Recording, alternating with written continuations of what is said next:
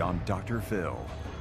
The story that made national headlines. Their live-in nanny refuses to leave. The media dubbed Diane the squatter nanny. For the first time on television. She said you just laid around and did nothing. That's a bald-faced lie. Mother and nanny face off. You yelled at me and told me I was a dog. Did you try to drive her out? No, I didn't. I mean, did you blast her with music? That either happened or it didn't. A Dr. Phil exclusive. Have you ever been evaluated? Do you have any mental issues? You are a vicious, malicious person. Plus, my sister has sued my family approximately 10 times. She has done horrific things. the nanny's family speaks out. You tried your best to break me, and I am still standing. It's time for you to stop.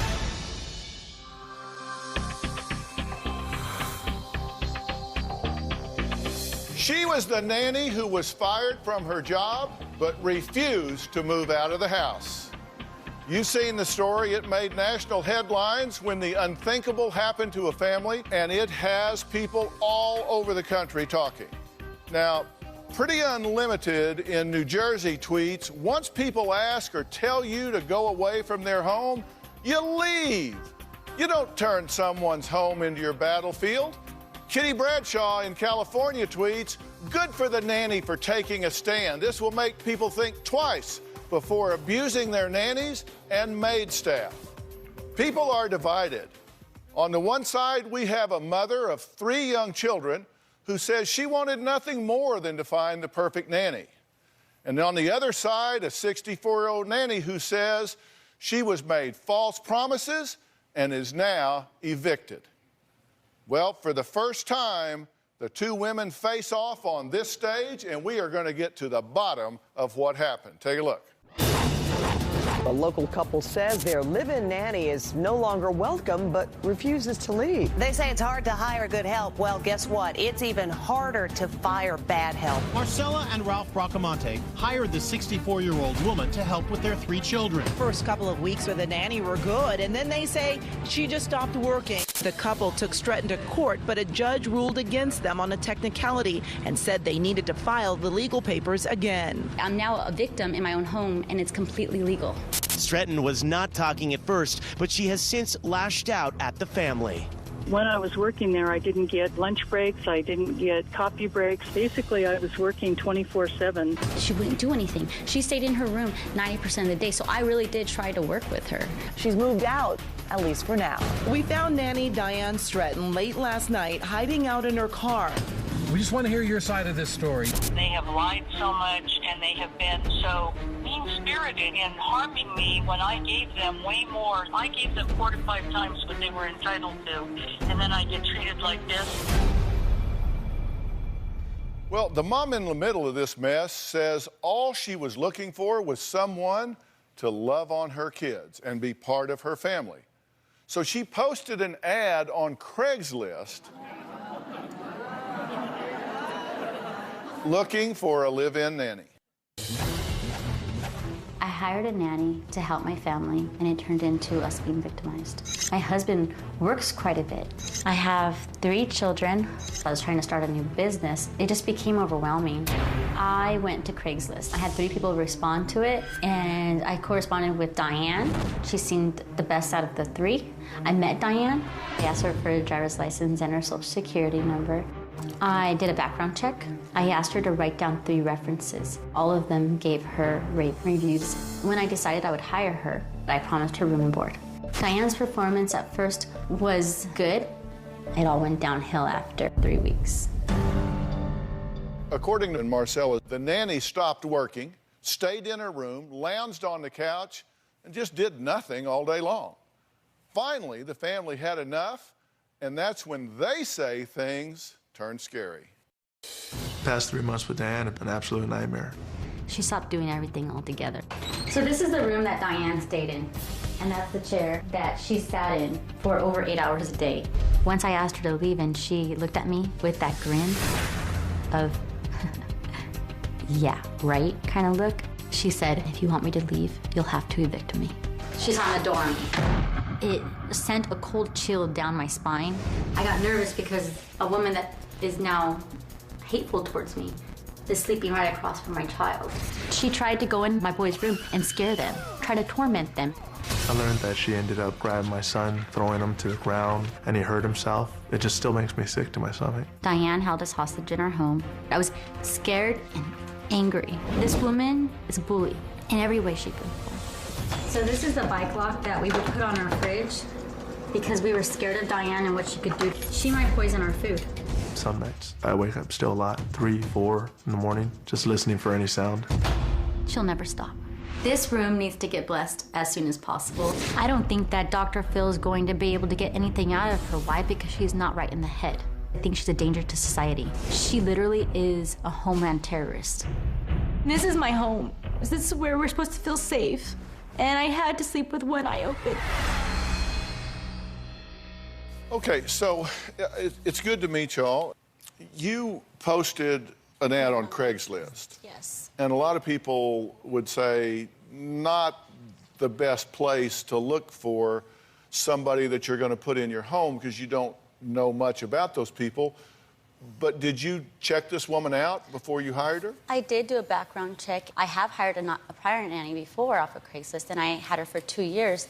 And she was amazing, and we're still friends. Well, here's the Craigslist ad that you put up looking for a nanny. It says, when I leave for a couple hours at a time, I need someone with my children. I need backup on keeping my house clean and getting the start on meals for family. I'm looking for someone long-term who preferably gets a retirement, who wants to be part of a family. There is no pay, just room and board. Mm-hmm. And how many responses did you get? I got 3. You got 3? 3. And did you interview 3?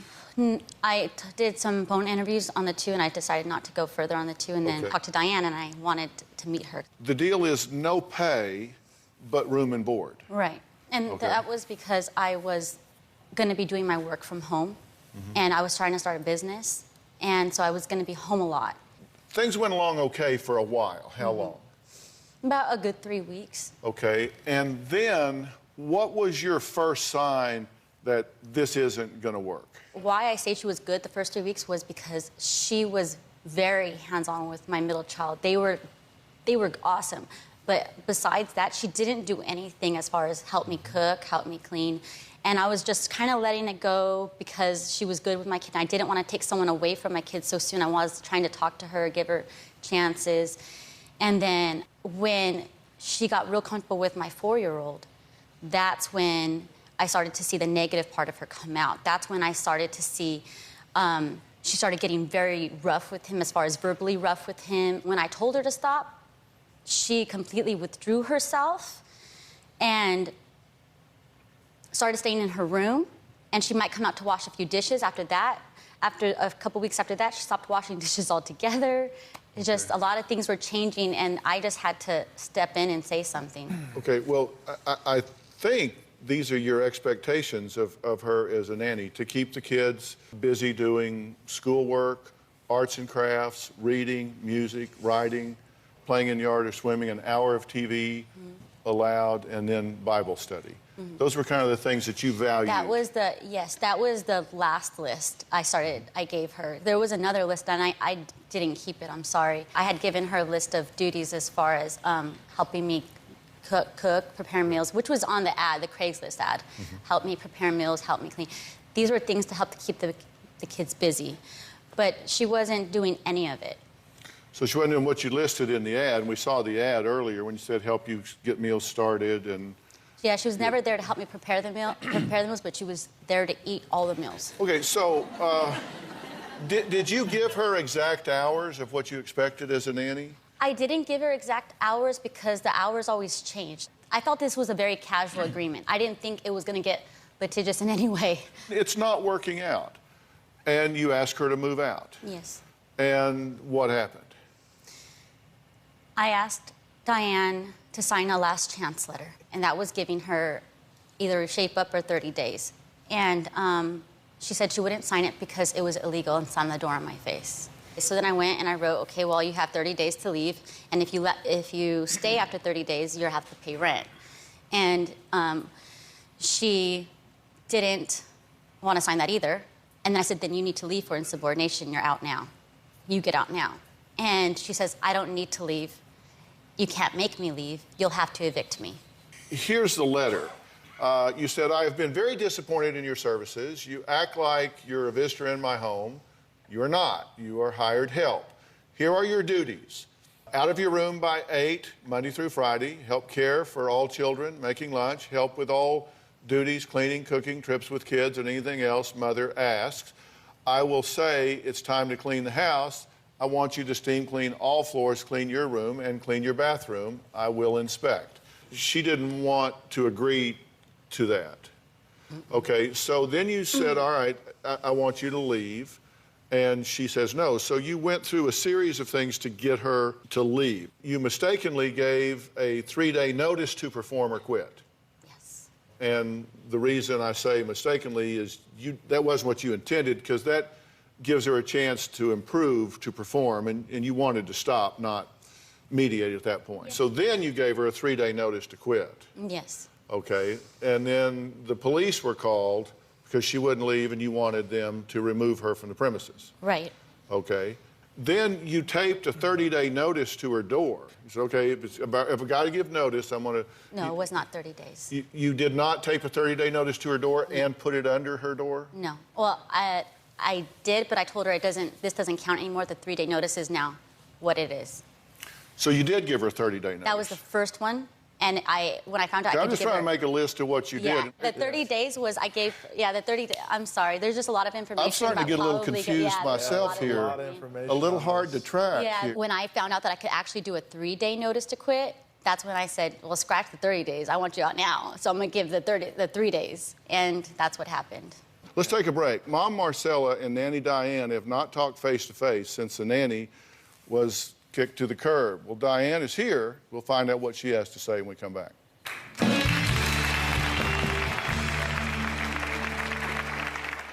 Marcella had the Wi-Fi turned off, the cable turned off. She put a lock on the refrigerator, and she locked my bathroom and the laundry room.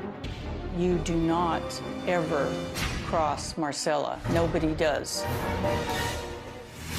And later... You also yelled at me and told me I was a dog. Get back in my room. I would never tell you to get back in your room. I'd say get out of my house. As we learned more about Diane, we started to find all the things that she had done to other people. Stories of her childhood, how she used to torture her little sister, throw her in a cactus all the time. Stories about things that she's done to her children. We heard of her putting a knife to somebody and saying, you have to go to sleep sometime. It puts more fear in you. For the first time since Nanny Diane was finally forced to move out of Ralph and Marcella's home, she is here. You might guess she tells a very different story. Diane says she was the one who was harassed and tortured during her employment. It was very, very clear to me that you do not ever cross Marcella. Nobody does. A little more than 3 months after I started working there, Marcella gave me my last chance letter. When I didn't sign it, that's when everything blew up. She had the Wi-Fi turned off, the cable turned off. She put a lock on the refrigerator, and she locked my bathroom and the laundry room. And I come home one night, the house is dark, suddenly all the lights went on. Why won't you leave? The whole thing was extremely unpleasant and an extreme violation of my rights. She wouldn't do anything. Nanny nightmare story. A habitual liar. In the media, Marcella has said that the family was afraid of me, that I would poison them, that I might stab her in the middle of the night. She's afraid that I would burn the house down. I never did any behavior that anyone could construe as being threatening in any manner. First of all, they have a nanny cam. So if any of these things were true, why have they not released any footage showing this behavior? Marcella has a very vivid imagination. She just enjoyed the media attention so much, and her story began to get embellished. She's a con artist. Con artists have a way of switching things around. Her Facebook page had said that she wanted to ruin me. I'm just afraid that she's obsessed with somehow harming me. She's done everything but take a gun and shoot me in the head. Well, Diane, come on out.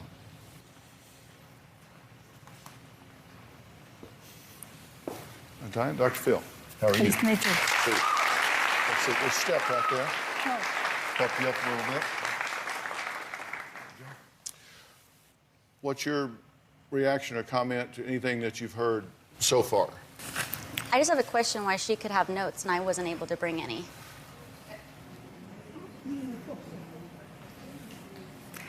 Well, first of all, she said that I was in my room 90% of the day, beginning at 3 weeks. Now, Marcella is an extremely impatient person.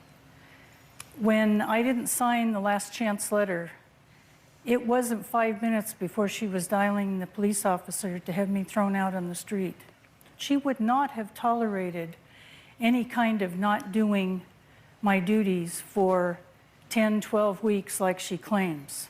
And just a week before the last chance letter was the only other time that she spoke to me regarding my performance. And at that time she said my performance was satisfactory, but she wanted me to do more. She wanted me to do an A+.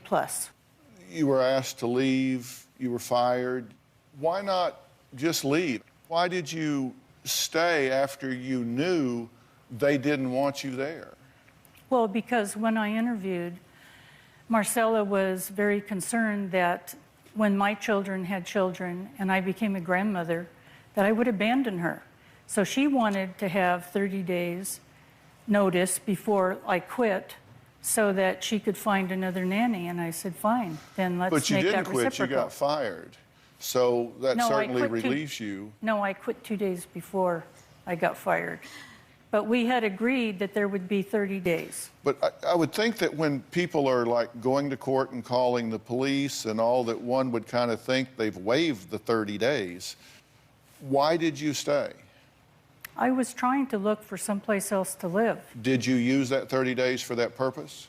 I began searching, but she turned off the internet 2 days later, so I went to public places. But then when things spun out of control, I hadn't located anything, and then I quit looking. I'm curious if you did the things that she says you did, because she said at a certain point, you wouldn't help with the meals, but you were always happy to eat them, that you wouldn't help clean, you wouldn't work around the house, that you just kind of laid around and did nothing. That's a bald-faced lie. I did all dishes every single day, every single meal, the entire time I was there, until the 6th of June. And then she said she didn't want me near her or the children. She didn't want me to do anything, so at that point I stopped. Some of the things that you said, I mean, they're not true. What is not true that she said? No breaks and stuff. That wasn't true. You know that wasn't true. Yes, that was true. I was on call constantly. In fact, I gave the show some of Marcella's texts where I was expected to do things at early in the morning and late at night. Way more than an 8-hour shift. But the thing was, you're trying to say it was a consistent 8 hours. It was never a consistent 8 hours. Yes, it was. Any time that Marcella snapped her fingers, I was supposed to come running. And it didn't matter. Even when I was sick, I was vomiting and I had diarrhea. She didn't care if I got lightheaded and I dropped the baby. She just knew that she wanted to go out and party. So she came home, dropped the baby off at 1 o'clock, and it was my problem, whether I was ill or not. I'm so sorry that you feel the way that way. I really do. I really feel like we made you part of our family. We cooked every meal for you. I served you coffee in the morning. I made you a Mother's Day meal. We ended up inviting you to parties with us. No, you made that for Marcella. I just happened to be there. I made it for you as well. I told you Happy Mother's Day. We told you, my kids told you Happy Mother's Day. If you had just done the bare minimum, you would still have a place over your head. I did do way beyond the bare minimum. And you threw a tantrum like a child when I asked you to shape up. No, and I you didn't. slammed the I didn't door say on my anything. face. I and don't you throw slam a doors. fit when And I don't asked scream. you to clean your bathroom. Well, let's take a break. When we come back, I want to talk about what was in the letter that Diane sent to Marcella that caused Marcella to feel like she was being extorted. Plus, what happened to the nanny after she was thrown out of Ralph and Marcella's house with no money and no place to go. We'll be right back.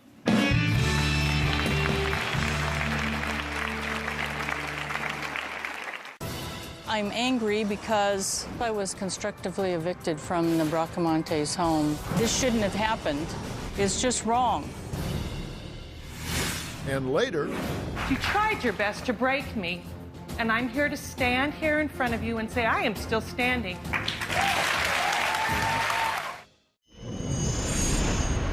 Diane thinks that she's smarter than everybody. I can guarantee you she'll think she's smarter than Dr. Phill. She was living like a princess in my home, and the only one that reigns in my home is me. And I see that in the past she's ran over a lot of people and they just took it, and I'm not gonna let her run over anyone anymore. Marcella was really, really moody. The first 2 weeks I was there, she went into great detail about how she had gotten revenge against every friend that she'd ever had, almost. At that point, I knew there might be a problem. the media dubbed Diane the squatter nanny when she refused to move out of Marcella's house. Diane says, even though Marcella harassed her, removing the soap and toilet paper from her bathroom, she was still willing to take the abuse to avoid living on the streets. Since I was constructively evicted from the Bracamontes home, I've been homeless. This is my home. It's very cramped, and it's hard to carry everything with you. Living out of my car is very frustrating and very challenging. There's no bathroom for at least 8 hours at a stretch at night. You have to shower when there's some church that allows you to shower, and usually that's once or twice a week. I go to a lot of homeless feedings. On average, I get 4 or 5 hours sleep, and that's not restful sleep. Every night when I do this, it's like, I wonder how much longer I'm gonna have to do this because it's just wrong. I'm angry because this shouldn't have happened. Okay, when you say this shouldn't have happened, what do you mean? I mean the whole thing about being homeless. I've been a homeowner my whole life until my sisters evicted me from my own property. Well, there was a letter that you sent to Marcella, according to her, on June 9th. I will voluntarily agree to leave if each and all of the following conditions are met.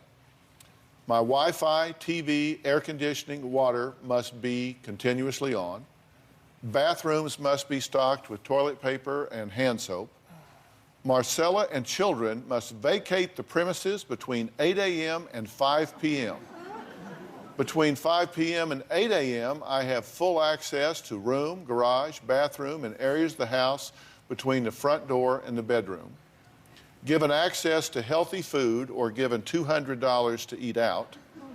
Front door and bedroom door cannot be locked in a manner that prevents entering, and locks cannot be changed. Is that accurate?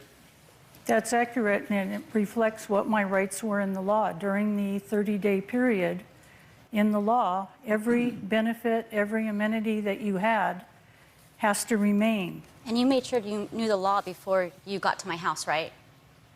Right? You made sure you knew I didn't try to set you up if that's what you're trying to insinuate. Asking my wife to be out of the house that we pay for, between 8 and 5 p.m. with the children. And are you aware of her conduct from the time that she served me with the 30-day notice?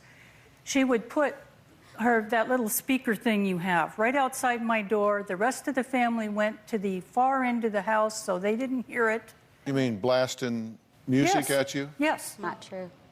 This is a woman who cleaned the house, what, twice in the 90 days, and suddenly she starts vacuuming outside my door. But you know that that's not true, though. I even vacuumed your room for you. I cleaned your bathroom for you because you refused to do it. I was not supposed to be doing that because of the number of hours. Diane, have you got evaluated ever? Stop it. I mean, have you been to the hospital? Have you ever been evaluated? Can you answer that, please? Do you have any mental issues?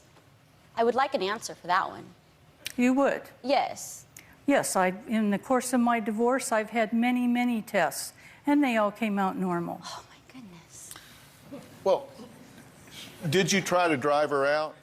No, I didn't. I mean, did you blast her with music? No, I had music on when all the family was there, and it was at a decent But tower. you didn't put a speaker outside her door? No. The police came out twice over that. Do you have the police reports? Did the police officer see that, or is it set up like your dog food? Oh, the dog food happened too. No. I mean, you are a vicious, malicious person. What happened with the dog food? She sent her 4-year-old son to my door. He knocks on my door and he says, "Diane, we have your dinner for you. We have dog food for you." And afterwards they left and I opened the door and there were 3 cans of dog food outside the door. You also yelled at me and told me I was a dog. Get back in my room that weekend when I dared to leave it. I would never tell you to get back in your room. I'd say get out of my house. No, you told me to get back in the room. Get out of my house. Have you filed a lot of lawsuits? Quite a few. You've been in at least 37 lawsuits. Do you plan to sue them? And later, She looks in the law and she finds out what the law says she needs to prove, and she just lists all those things and then alleges that that's what we did. She did that when she sued us for wrongful death of our father. is what they're saying accurate? Not even close. Diane told me one time when my wife was with our son on a camping trip that if my wife and I ever split up and I ever needed somebody in court to testify against her, that she would do it. And I looked at her and I laughed. I was like, no. I was like, okay, well, whatever. And she said, no, I'm serious. Do you plan to sue them? Well, I take a wait-and-see attitude. Approach. It depends upon how damaged I am. If I go and when I get my pension and I try to rent an apartment and they go, oh, you're that nanny. No, we're not renting to you no matter what. Do you feel that they have slandered you or defamed you? Absolutely. What is it they've said that is defamatory? Practically everything they said. When they said that the initial news reports, when they were saying that I was eating their food, she had a lock on the refrigerator, and she also had a nanny cam. What else have they said that's defamatory? Well, the part about not working after 3 weeks, that's nonsense. Okay. I was working hours and hours and hours. The good news for you is if these are the things that you feel like they've said that are defamatory or slanderous, you've corrected them here. So in that way, you've negated that impact because you've set the record straight. We've given you the opportunity to do that. They have described you as litigious. Are you litigious? No, all of the cases are related to what my sisters have done and my divorce. It was all the family assets. Well, have you filed a lot of lawsuits against people? Quite a few. How many would you guess? You've been in at least 37 lawsuits. At least. Some of them I was the defendant. Yeah, because I have a book here of lawsuits that are a matter of public record, and we did not find 37. We stopped looking, but we found 27 of these. 7 were dismissed for lacking merit or standing, and of the 22 that we have, you represented yourself in 20 of those. And we found that you had an attorney that represented you in 2 of the things that we found. But one of the lawsuits you filed was against your attorney. Right? And you are listed on the vexatious litigant list in California, right? Yes, I am. Which means you don't have the access to the court system unless approved by a senior judge, because to get on that list, it's been determined that you have filed frivolous, meritless, or baseless lawsuits meant to harass. You mentioned your sisters and that you've had some of this has been probate related and to them. Well, Diane's sister and brother-in-law are here. They've not seen her in 6 years because they say they're afraid of this nanny. We're going to find out why Diane has filed several lawsuits against them and even blames them for being homeless. We'll be right back.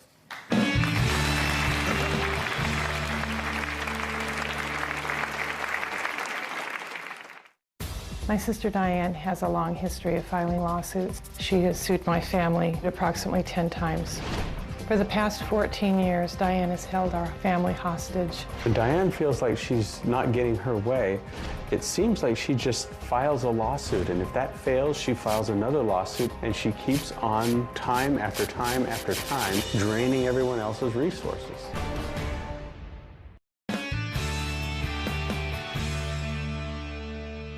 Well, former live-in nanny Diane recently made headlines when she refused to leave her employer's house even after they had fired her. And she's not only at odds with them, Diane's sister Donna and brother-in-law Bob say they have been in and out of court with Diane for the past 13 years and feel like she's holding them captive with her lawsuits. Take a look.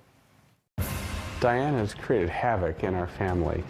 Diane is my oldest sister. She has sued my family approximately 10 times. I think lawsuits are hard enough, but when it's your sister doing it, it's incredibly painful. When Diane feels like she's not getting her way, it seems like she just files a lawsuit, and if that fails, she files another lawsuit, and she keeps on time after time after time, draining everyone else's resources. My sister Diane has a long history of filing lawsuits against other people. She has sued doctors, nursing homes, hospitals, family, minor children of the family. She's even sued a judge. As far as I know, she has sued at least 50 times. It seems like she just wants to cause pain and heartache. For the past 14 years, Diane has held our family hostage with our time, our money, our emotions. She has done horrific things. You had real trepidation about coming here today. Why? She doesn't need a reason to sue. She sues, she makes things up.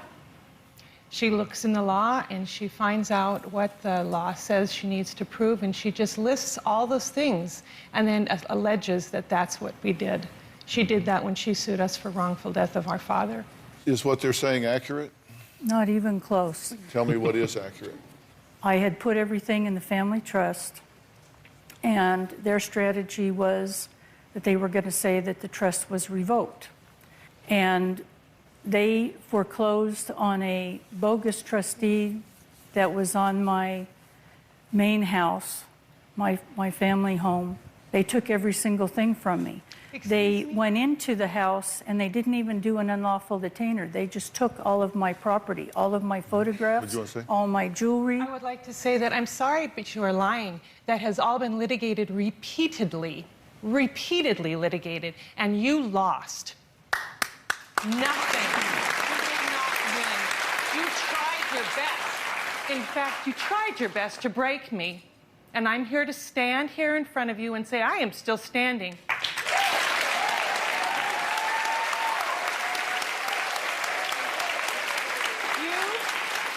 You have stolen 13 and a half years of my life, of the time with my family that I can never get back. And I have watched for 27 years you sue other people.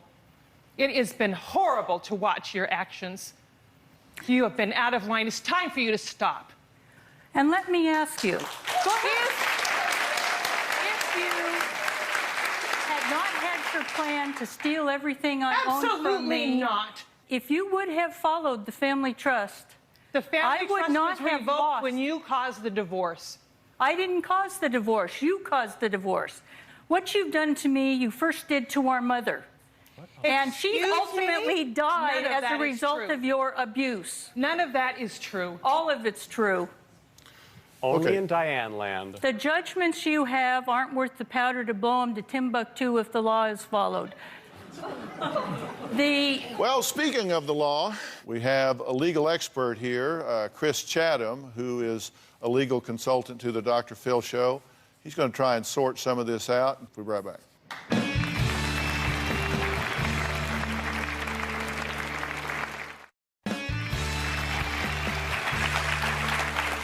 Our resident legal consultant, Chris Chatham, is here. He is a licensed attorney here in the state of California. And Chris, how does all of this happen? How did this couple here hire someone to help with the children and wind up in a national headline battle? You get into disputes like this, you got to have a written agreement to reflect what the parties intended at the beginning rather than where you are now. The moral of the story is you need to be real careful that you have a clear understanding with people you do business with, particularly if they have access to your home and your family, particularly if you're putting your life on hold to move in somewhere. There has to be clear understandings. You've had other nannies, right? Yes. Did you get along with those nannies? Yeah. We got, you know, you live with people, but yeah, for the most part, 90% of the time we got along. Yeah. There was some talk about Becky. Becky. And Becky was going to be here today on the show, but then you canceled her. I didn't. I just said she has a dog and she's concerned about her dog. And well, no, actually, we interviewed her, and like 5 minutes after we finished her interview, you called and said, I need to clarify a few of her statements. She called me and she said, I told them that, you know, at the end, and she's like, and I don't remember if I told her at what part, but that I really didn't mind getting paid because, or not at the end, because I did pay her when I worked for this whole time that I had her. I paid her, and that was also a lower wage because of the room and board, and but she was fine with that. But then you called us and canceled her. I didn't call and cancel her. Oh, actually you did. I'll have the producer come out that took the phone call from you. I wanted her to come on, but I said, if you can't make it, then you can't make it. She says, I'll come if they can put my dog up, but I don't have anyone to watch my dog. We were going to talk to her on the phone. Oh, no, she could talk. I told Joni, talk to her on the phone. But why did you call us and say she can't participate? No, I said she has dog issues. It's the first time I've ever had one guest call and cancel another one. I didn't cancel. I wanted her to be here. Amy, was this guest canceled? Yes, the guest was canceled. I didn't. And by who? My associate producer, Joni, did the pre-interview. And then afterwards, Joni told me Marcella called her and wanted to clarify some statements. And then 5 minutes after that call, she called again and said that Becky could not do the show because she had to watch her own dogs. I didn't call and cancel her. I said you didn't call and say she has to watch her dogs. I didn't know that me saying she needs to watch her dog was me canceling her. It was made pretty clear that she needed to watch her dogs and that she was busy. And this demonstrates the problems I had with them the entire time I was working with them. I think it's just a huge misunderstanding. I don't think there's any misunderstanding at all. Did the guest call and cancel, or did Marcella call? Marcella called and canceled the guest. You can call her. I didn't. I did call her, but you canceled her, or I'd be talking to her right now. Well, our audience has some strong reactions to this story. We're going to find out what they have to say next. We'll be right back.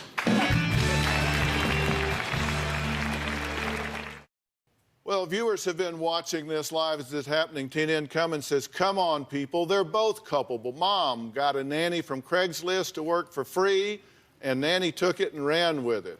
Cobra Girl AZ said they were both looking to take advantage of each other. I don't advocate for either, but the nanny knew what she was doing.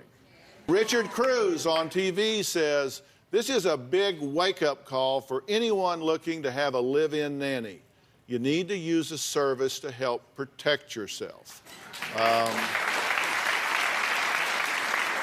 know, I've always said, you guys have heard me say this from the first year I was on Oprah, which, my God, was 18 years ago. I said, you gotta be careful who you let in your life. You gotta be careful who you let in your life. You gotta be careful who you let in your life. We all have to be careful. And if you had known this woman had filed 37 lawsuits against people, dozens of them against her family, it might have had an impact on you. Right. If you had known things about her that you didn't know, I don't know, maybe you'd have taken the job anyway, maybe you wouldn't have. But I can tell you this, running to the courthouse every time you have a dispute can shock you, because you never know what those people are going to do either. Guys, we've got to stop. I thank everybody for being here today. More information on drphil.com. Thanks so much. Thank you so much. Good to meet y'all. Thanks so much, Bob. Good to meet you.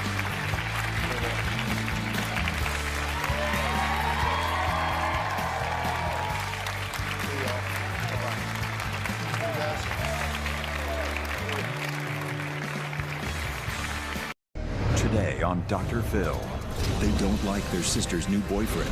Did you do a criminal background check on him? Yes, I did. And what did you find? A lot of stuff that I'm not going to go into. Well, we are going to go into it. Should they be suspicious? First thing I want to say is you're a lying dog. You started out saying that Kim's daughter was uncomfortable around me. Tell me, why does she have one of my shirts? That's disgusting. She shouldn't have one of your shirts. What was he convicted of? I don't trust these people to receive it well. Oh, that sounds like a grill keeper there.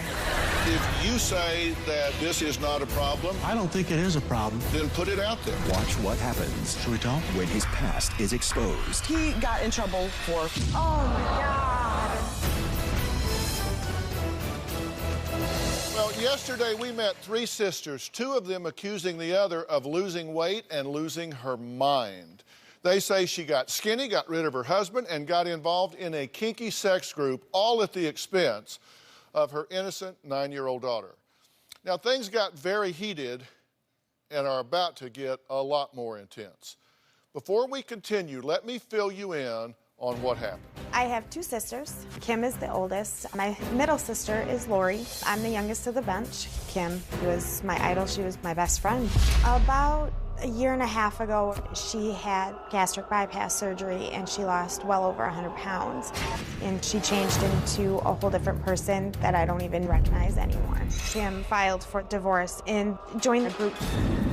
This group is about sexual fetishes, and they perform those fetishes on each other. They whip each other, spank each other, sometimes with paddles. Very aggressive moves that leave markings on your body and could really hurt you. Is this a fetish group? We do discuss fetishes, yes. You do more than discuss them. What about all those pictures on the website? I have posted a few pictures. I have like 58 of them on my computer at home of your private areas beaten and bruised. Kim's priorities right now, I think, are herself, the sex group, and then her daughter. My niece sleeps out in a living room and has told me that she has heard sex noises coming from the bedroom, and they're so loud and so odd that she has had to put her head into the couch cushion to drown out the noises. She even told me that she hears whipping sounds and that she's very scared because she doesn't understand fully if her mother's in pain or if she's being hurt. Your concern is that many of these things are going on around her daughter. That's correct. You've called CPS 4 times. She's fooled a lot of people. I can't fool CPS, Dr. Phil. They've been in my home unannounced. Are they out to get you? I just want to be happy. My daughter and I are more connected than we've ever been. So why did she tell me she doesn't like being touched anymore? Kim and I were together for 17 years. The best thing to come out of my marriage with Kim is definitely my daughter. Kim being involved in this group does not affect my daughter. If I had any fear that she was in danger, I would definitely take control. I don't feel that my daughter's involved in this. You think she keeps it separate? Yes. You have a new boyfriend. Mm-hmm. Has she slept in the bed with this new boyfriend? Absolutely, unequivocally not. What do you know about him? I've done a lot of research about him. So what do you know about him? Now that I am with my current boyfriend, Stacy, I definitely understand what the word love means. I met Stacy around 7 months ago through a close personal friend who does happen to be part of the group.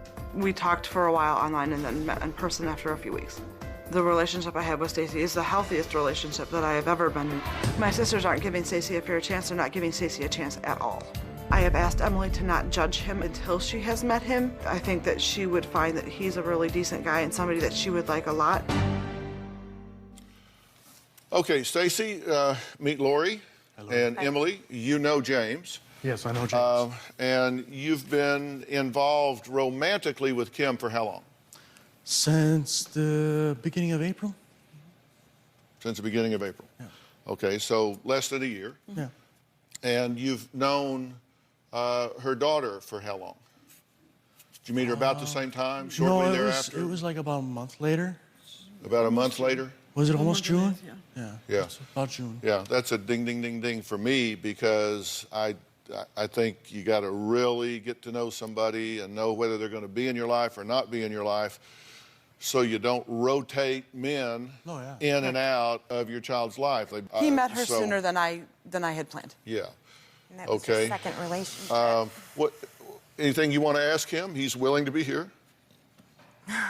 There's a lot. The first thing I want to say is you're a lying dog.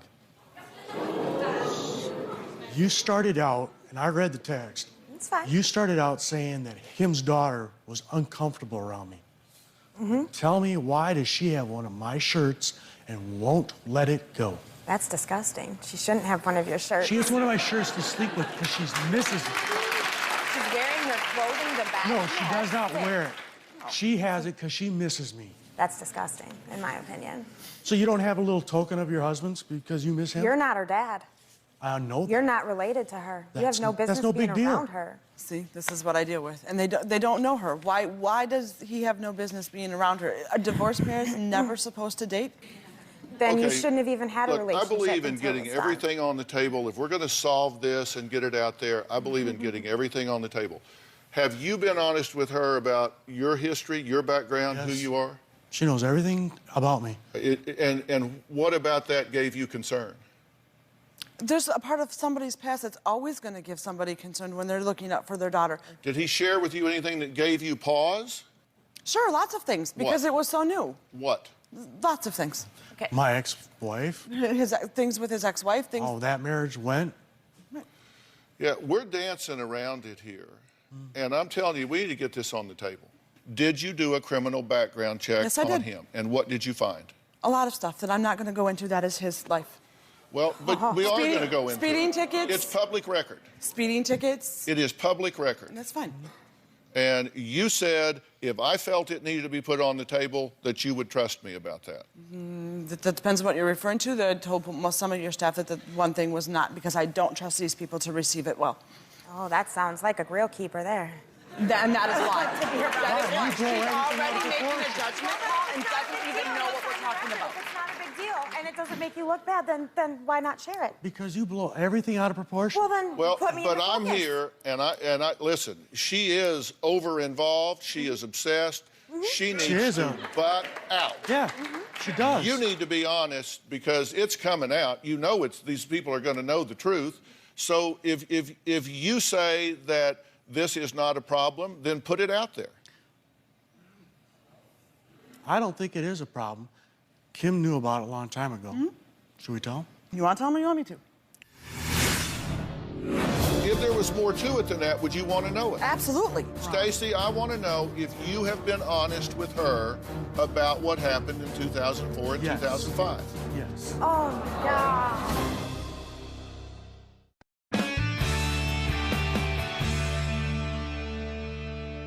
You want to tell me? You want me to? Go ahead. I don't care.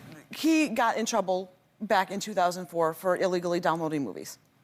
He went to work one day, downloaded a zip file, and that zip file was child pornography. Oh. And that's what he got busted with. Oh, my God. Okay. So you were charged in 2004 with Possession of child pornography. Yep. And as a result, you are a registered sex offender. Correct. Oh, my God. Now, tell me how it happened, because I'm not a computer guy, so educate me. When you look at the files, all you get is a file name. You can't open a zip file and see what's inside it until after you get it. Have you been honest with her about this? Yes. From the get-go, before he met my daughter, before he was around my best friend's children, everything. He said, you need to know that I am on record. You need to know this, this, and this. You can talk to this person. You can talk to my mom. You can talk to anybody you want. I will not be around your child until you know this. I am concerned about the child. That is my #1 priority. You guys are so far in the dust. And what happens in our bedroom is none of your business. But now, wait a minute. No, you do. I want to know, hold never even on. around. Stacy, I want to know if you have been honest with her about what happened in 2004 and Yes. 2005. Yes. And did you independently verify this and research it, and Yes, if so, sir. how? I talked to the county where he was arrested. They gave me as much information as they legally could. I told them the situation, that I had a young daughter, that I was beginning to date him. I talked to his friends. I talked to his family. I talked to neighbors. If there was more to it than that, would you want to know it? Absolutely. You talked to the sheriff's department? I You did. talked to the county records people? I did. Because I did too.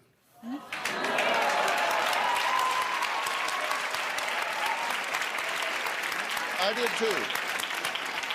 And you said that this just happened by accident when you were downloading a movie.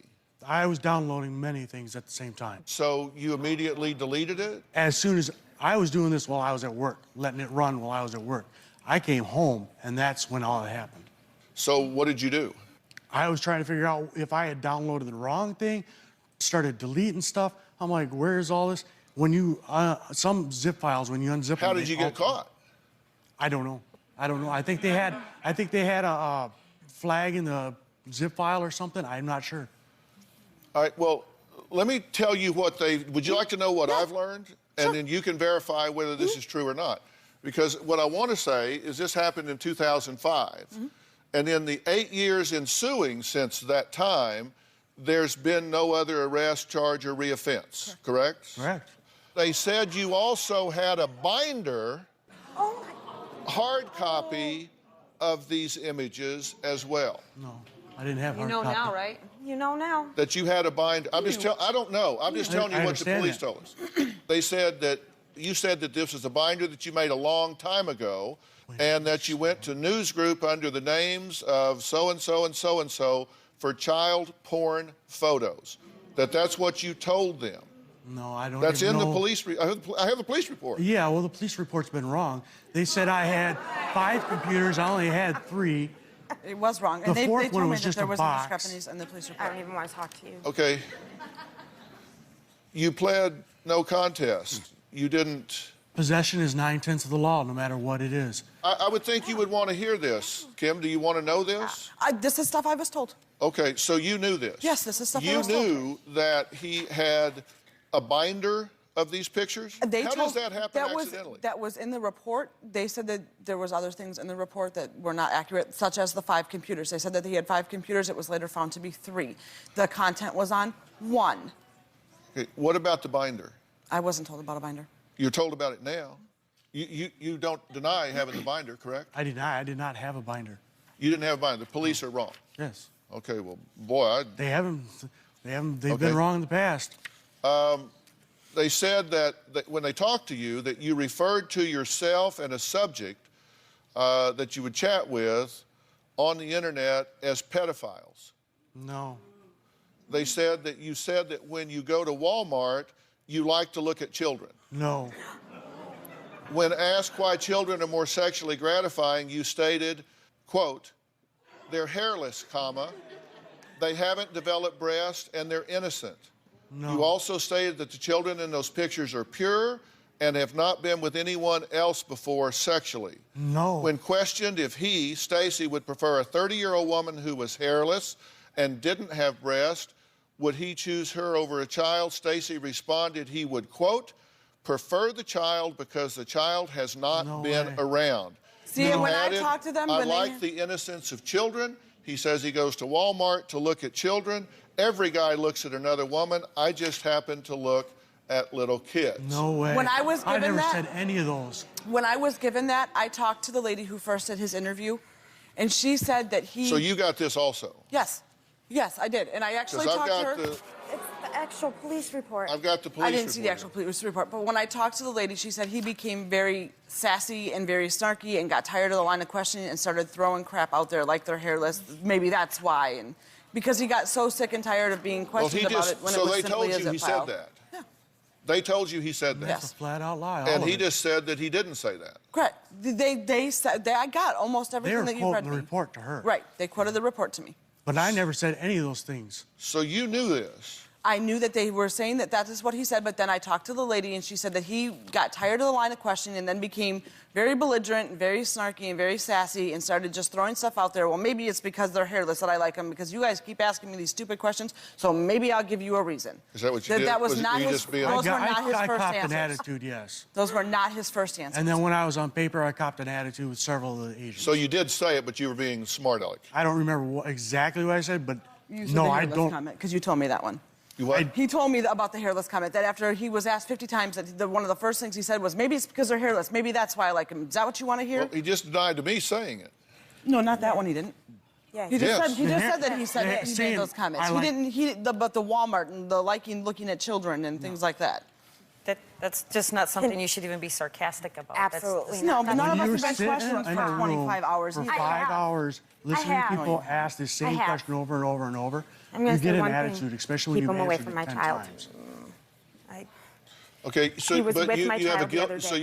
you found guilty, I pled no contest. and that's guilty. You found no Yes. contest, and also for possession of THC. Yeah. So 2 felonies. At the time, yeah, that was a felony. So you are a registered sex offender now. Correct. James, Because I would have loved to have shared this with her. You don't ask questions. James, anything. this is your daughter, James. As far as What I'm do you have to concerned, say? me and her's none of your business. I didn't know the full extent of everything until you had brought it out. And my main concern is my daughter. I'm sorry. He's a good dad. He's a Yeah, very he good did dad. know. The police say that the age range was an age range that your daughter would fall right in the middle of.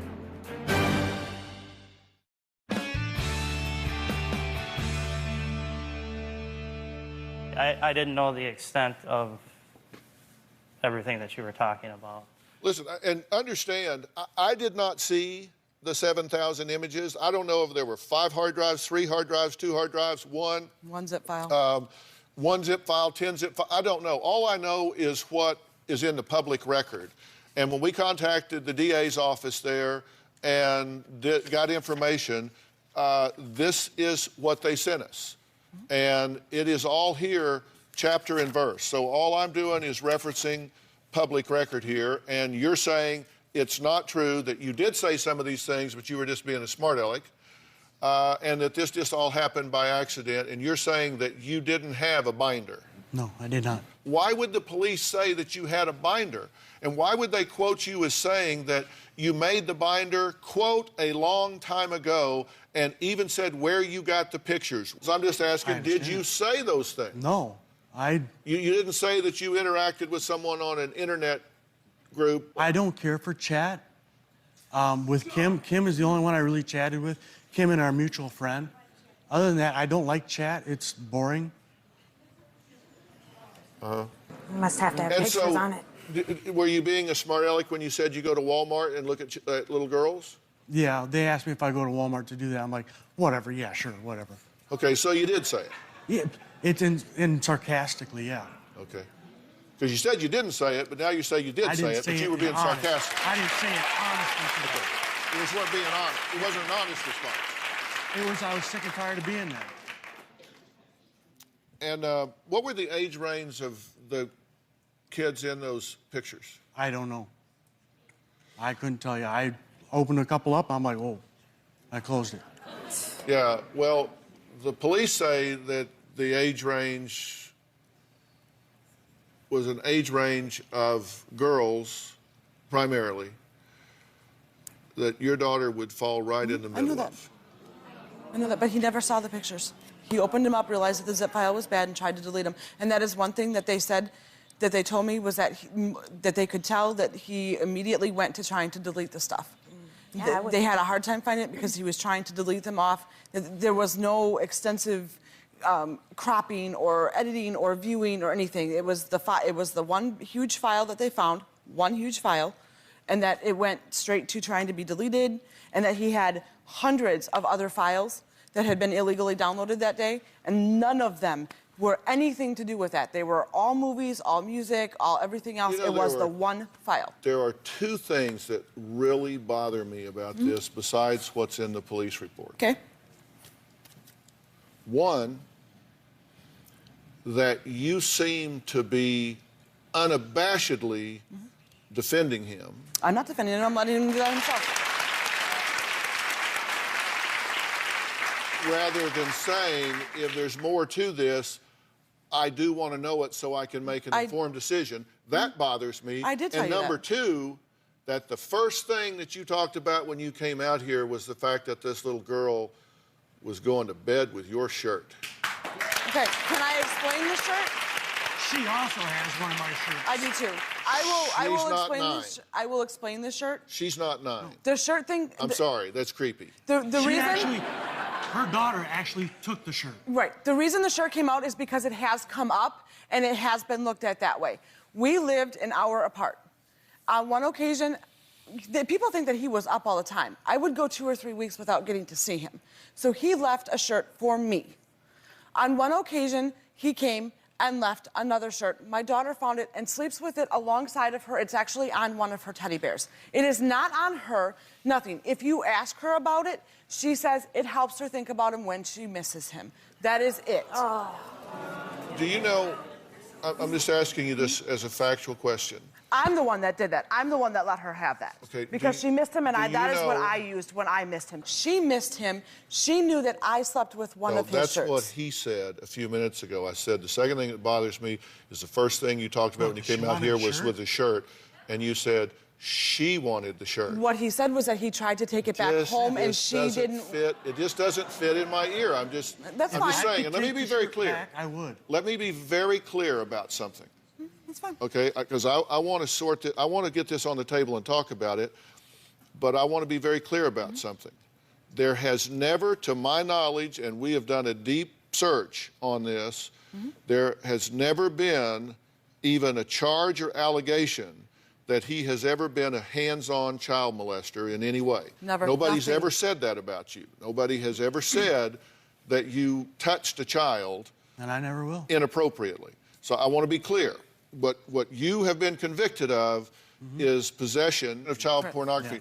No one has said that you are a hands-on molester, although I will tell you that you need to understand from a research standpoint that the likelihood of those involved in internet child pornography are at much higher risk for becoming hands-on offenders. Yes, which is why I did Although there is no evidence that you've ever done that. I don't want to mislead people about that, okay? Trying to be fair with you. Right, which is why we I have to did take the a quick research I break. did. This happened in 2005, and Stacy says he has been a model citizen since. The records show there has been no reoffense, there's been no other arrest, no other charge, certainly no other conviction. So should Kim be worried?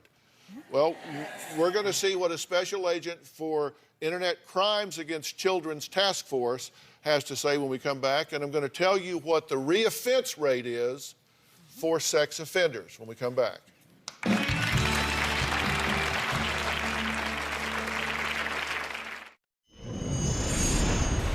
Stacy does not currently live with me right now. In the next few days, we are moving in together into a 4-bedroom house.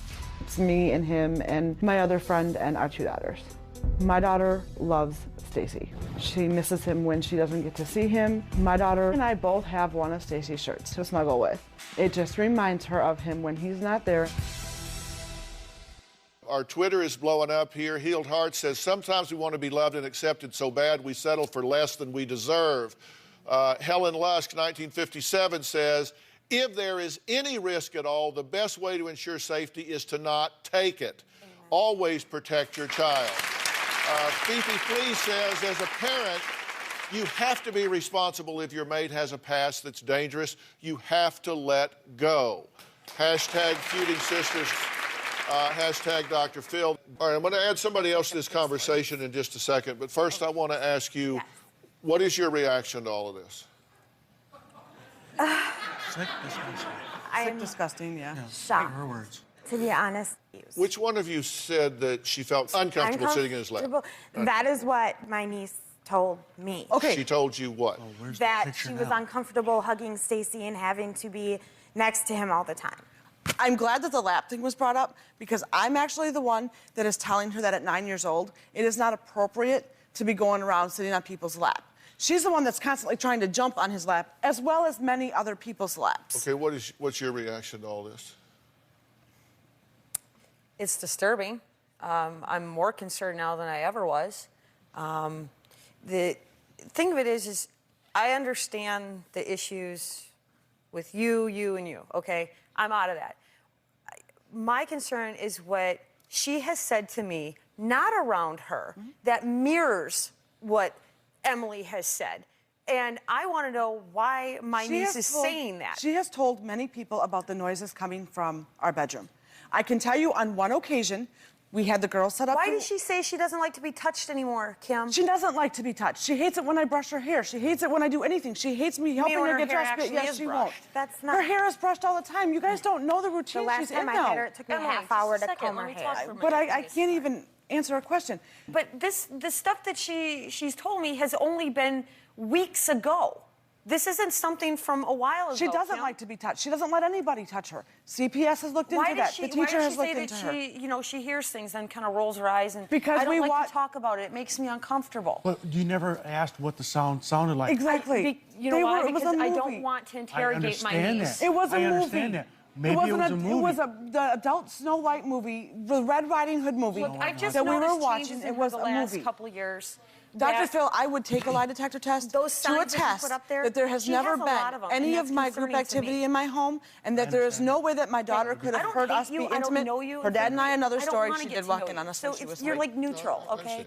I got you. But I would attest to don't that. like the fact that you've got that in a police report.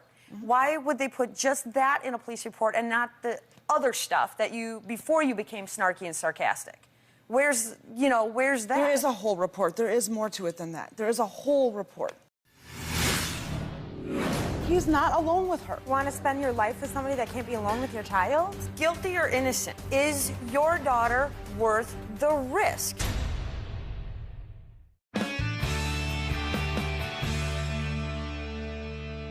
Well, let's try to sort this out some more. Special Agent and Supervisor for the Wyoming Internet Crimes Against Children Task Force, Robert Lazenby, has been working with the FBI on investigations into people processing and sharing child pornography. He says in his 11 years of working on crimes like these, he has only seen one circumstance when someone genuinely, accidentally downloaded child pornography, only one time in 11 years. What can you add to our conversation here? Well, I have so many concerns with this case that I don't even know where to begin. One of those being he claimed that the interview was 5 hours and he basically, gave in to the interviewers. In reality, the interview in which he claimed a sexual interest in children lasted about 10 minutes. And it was the second interview. The previous interview lasted about the same amount of time. So during the search of his house, he admitted a sexual interest in children. He admitted to owning the binder that contained child pornography. He's in a situation where he is not going to agree to everything that he's already admitted to because of the venue where he's at, in front of her, in front of the child's father. He's told me everything. He has a sexual interest, or has admitted to having a sexual interest in children in the 7 to 8 year old age grade. And my understanding is the daughter of Kim is 9 years old. That's a grave concern. Grave concern. And if there was something that you would say to this mother, what would you say to Kim? Because what she's saying is, he's told me all of this, he's put it all in context, I get it, and I've vetted it, and I'm comfortable. I wouldn't say that I'm comfortable. I have been in contact with CPS, and we already have an arrangement made where they know where she is at all times, where he is at all times. That's all been set up. I've agreed to that with CPS. I know that there are possibilities out there. I only know what he's come forth and told me. I only know that he's here on the show. Is your daughter worth the risk? I know that he's here on the show knowing that this would come out for me because he cares about us enough to be here. We knew that all this was going to come out, and he is still here. But what you should be concerned about is what he told us about it was what you said he told you about it, which was, I was downloading movies. I asked you what happened. You said there was a time we was downloading movies, there was a big misunderstanding, and that's all over with. There's not a problem.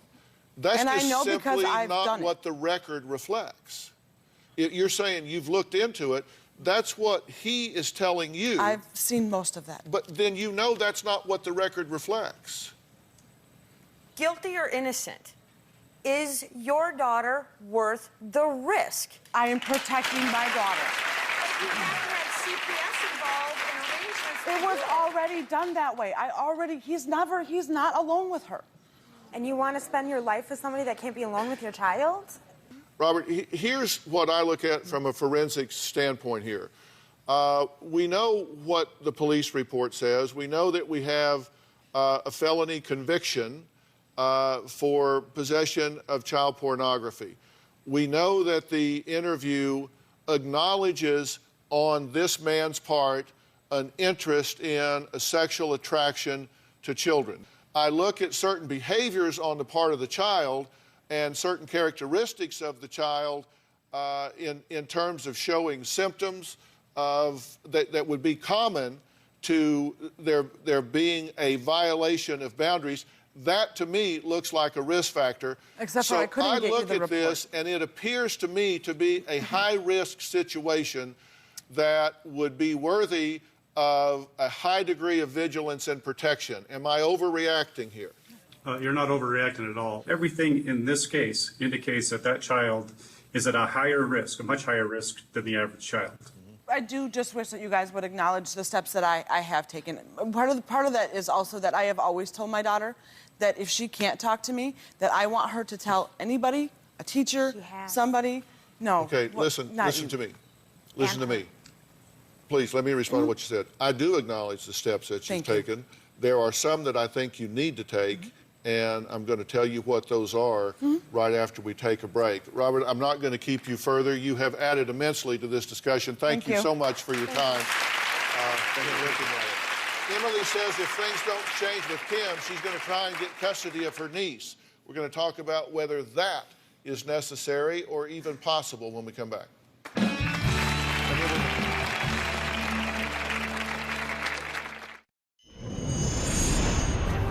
In my opinion, my 8-year-old niece is crying for help. And she has been crying for help with the accidents, with the tantrums, but her mom's just not listening. If things continue, I absolutely would take custody of that little girl until Kim gets out of the group and puts her child first to make sure that she is safe. If I heard she was being sexually abused and neither parent was doing anything about it, then I don't think I'd have a problem petitioning the court for custody. Well, I wouldn't hesitate to take her. What I'm trying to tell you is that there are significant risk factors here, just statistically. Yes. You're taking some measures of protection, which I've acknowledged. And I want to be very clear about that, but I also want to tell you that as a responsible parent, you can't ignore that this would be a higher risk situation than would be normal. Absolutely It would be not. like living on a busy street. You have to acknowledge that there is a risk factor of living on a busy street. And you put a fence up and you do everything you can to make sure that they don't run out the street, and that's when you have someone that has the criminal history, disputed as it is, the criminal history here that tells you that you have a higher risk situation, and you have to acknowledge that.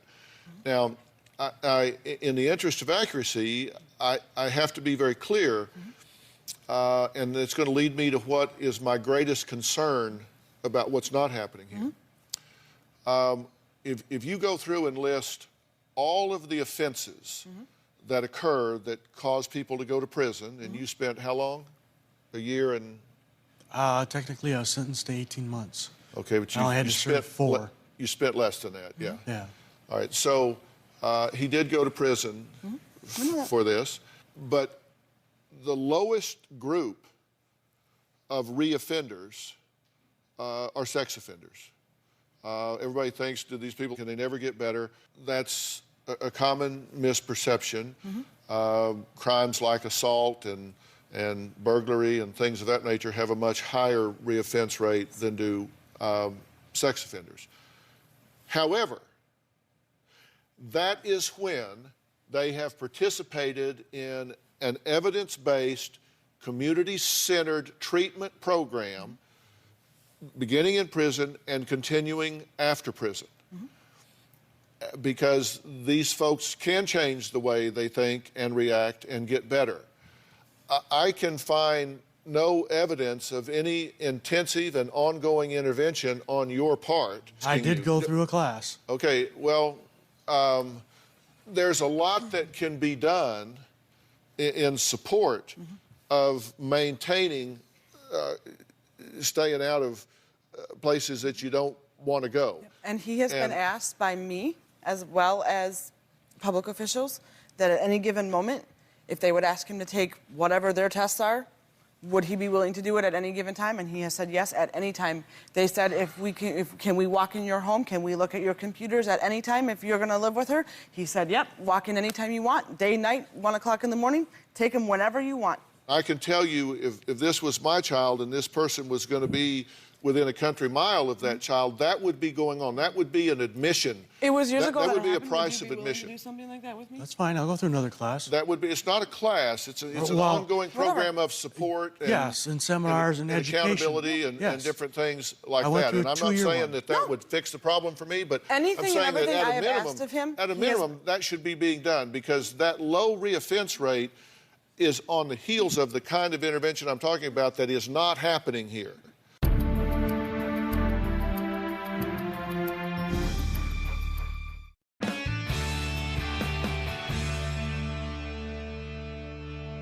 Final comment from you.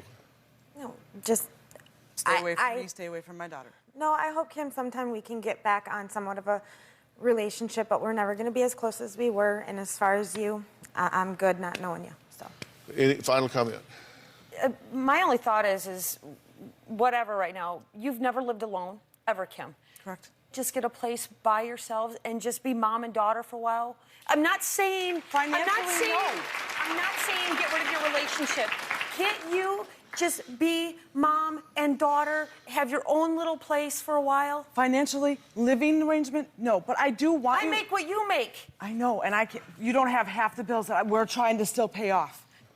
I just want a good resolution to all this, and I just want to do what's best for her. That's the only thing I can say. Well, listen, I have great respect for CPS. I have great respect for law enforcement. I'm a law and order guy, and every cop in America knows it. I think I'm very misinformed on a lot of things, and yeah.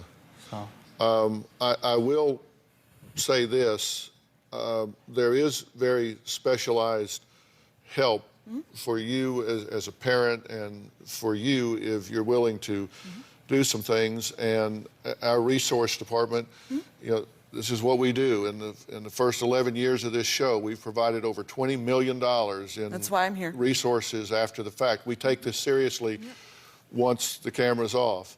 And I offer that help and resource. Of course, I've been in and out of counseling, y'all. and I would definitely not be opposed to going through more. And there's very specialized help here that can take place, and I'll make that offer to the both of you. And I'll take it if it'll make things at ease for you guys and whoever else, James, to make you feel at ease.